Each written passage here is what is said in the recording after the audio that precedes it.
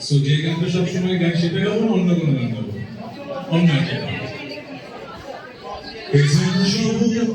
স্বীকারোক্তি আমি যুগান্তরীণ